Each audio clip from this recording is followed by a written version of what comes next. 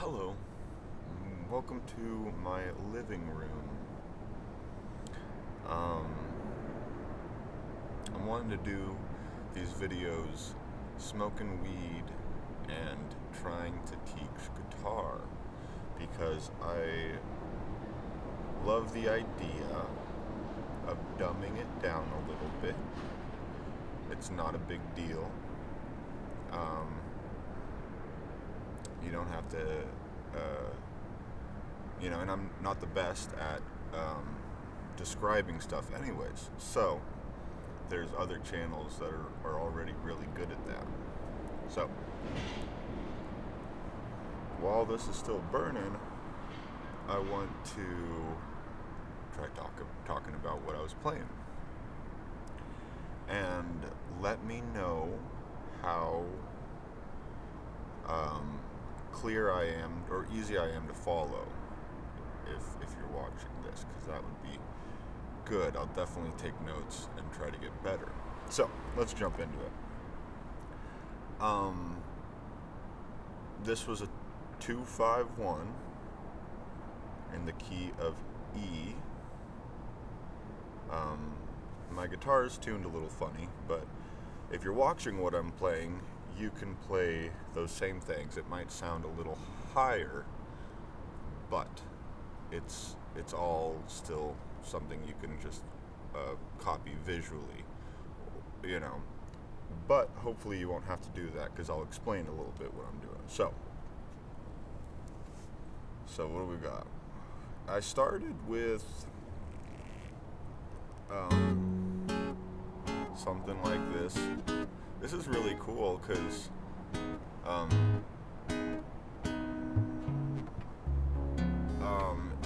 you can do it all with one finger.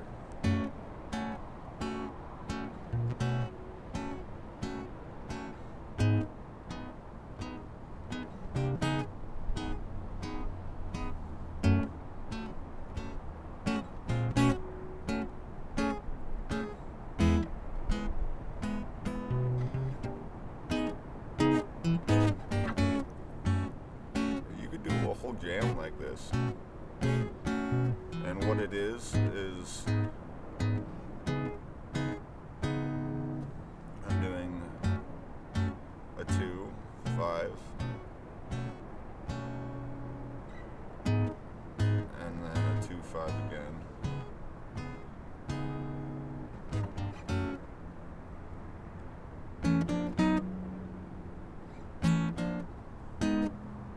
So that was definitely where I started, and then trying to think, I did let's see.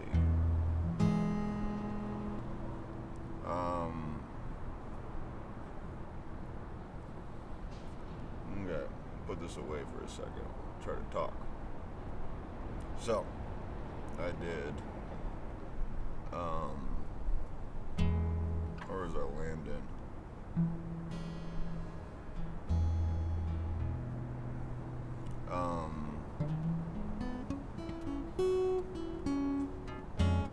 I got into something like this.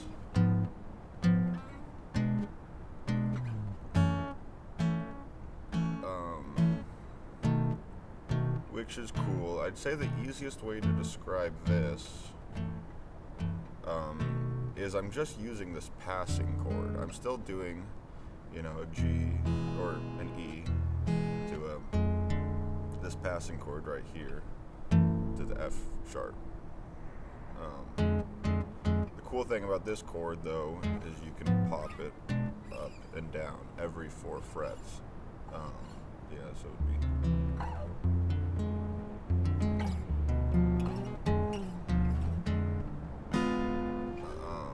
So anyways, that type of thing.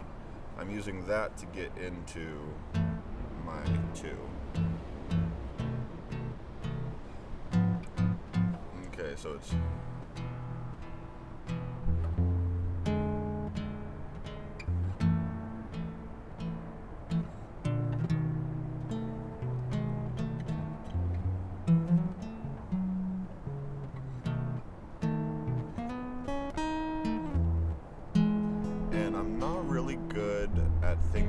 things for where they're fitting into a scale, but anytime I want to add some melody, I'll just try to play around with the chord that I'm already trying to play and the chord that I'm already thinking about. Because, so like, if I want to do this F sharp, I'll think about either the bass to do something like that, or do something chromatic. A lot of times that's a pretty easy way, because you don't have to hit the right notes of a certain scale. You're just hitting every note. So something like that.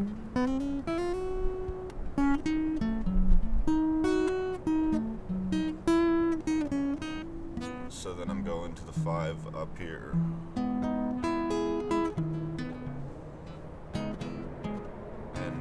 I was definitely doing, I think, a lot of stuff with this C sharp minor, which is the 6. So a lot of songs are 2, 5, 1, 6. The 6 being the turnaround. So.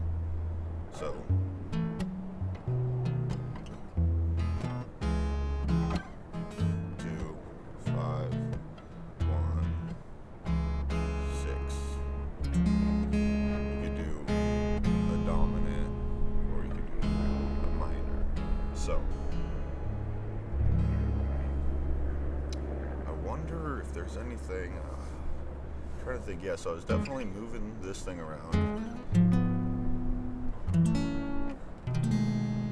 then lots of that, which, like I said, is just the 2/5 on top of the 2/5.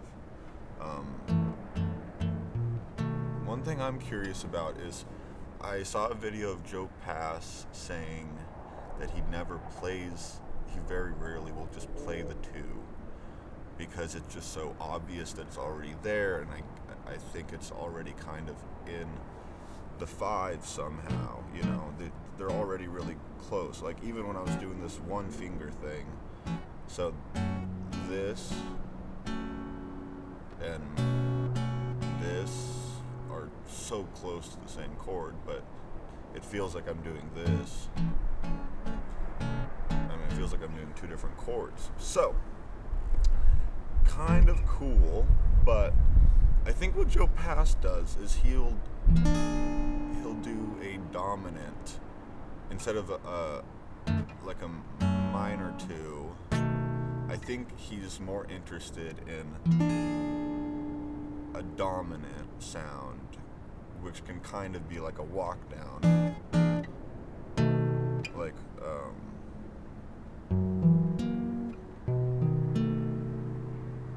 to that.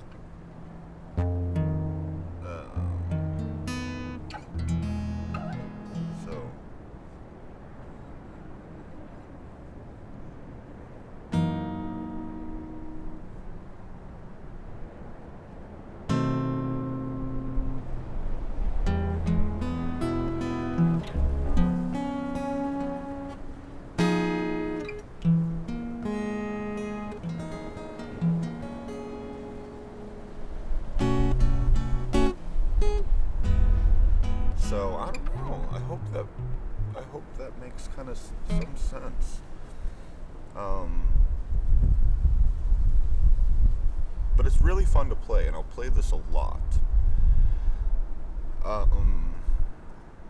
It's one of those sort of sounds that don't, like, anyone walking by, if they hear that, they are going to know that I am doing something within a song. Sometimes that's nice, just to have something, even if you get lost while you're playing a little bit, find a way to turn it back to a 2/5, and then it'll sound like you just wandered around and then landed on something. So, yeah, I guess let me know if you have any questions about that. Yeah. Thanks for joining me. Okay.